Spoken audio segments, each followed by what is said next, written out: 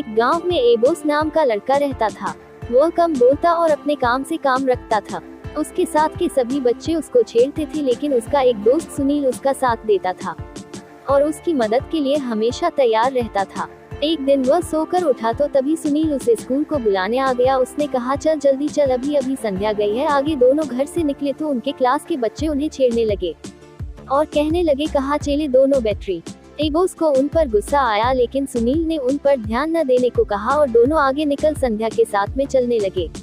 वह तीनों अच्छे दोस्त थे। क्लास में उन लड़कों ने फिर से एबोस को तंग करने का सोचा और एक लड़की की घड़ी चुरा ली। जब लड़की को पता चला तो उसने रोना शुरू कर दिया। भीड़ इकट्ठा हो गई। मास्टर जी आए तो लड़कों ने एबोस पर चोरी का इल्जाम लगा दिया कि हमने उसे चुराते हुए देखा है। टीचर ने कहा, एबोस अपनी तलाशी दिखाओ। उसने कहा, सर मैंने घड़ी नहीं चुराई है, मेरा यकीन कीजिए। सुनील ने भी कहा, हाँ सर, ये ऐसा नहीं कर सकता। लेकिन मास्टर साहब नहीं माने और वह जबरन तलाशी लेने लगे, लेकिन कुछ नहीं मिला। सर ने शर्मिंदगी से सॉरी बेटा कह कहा। तब सुनील ने कहा, सर एक बार दिनेश की भी तलाशी लीजिए। जब दिनेश की तलाशी ली तो घड़ी उसी पर निकली। सर ने उसको कुर्सी बनने की सजा दी और क्लास की सफाई की भी। एक दिन एबोस और सुनील को जंगल में दिनेश और उसके साथियों ने घेर लिया।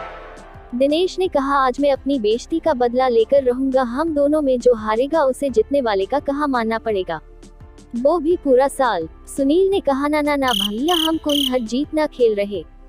तुम अपने रास्ते जाओ और हमें अपने जाने दो। लेकिन दिनेश नहीं माना और उसने सुनील को धक्का देकर एबोस से लड़ने लगा।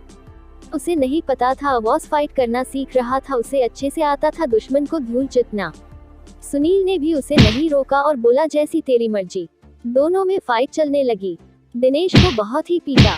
उसे कुत्ता देख उसके दोस्त भाग खड़े हुए। उन्हें देख दिनेश भी दुम दिवाकर भाग गया। एबोस और सुनील अपने रास्ते चल दिए। शाम हो चुकी थी। एक शमशान के आगे से गुजर रहे थे। तभी भूतों की आवाजें आने लगी। चलता रहे, पीछे मत देखना।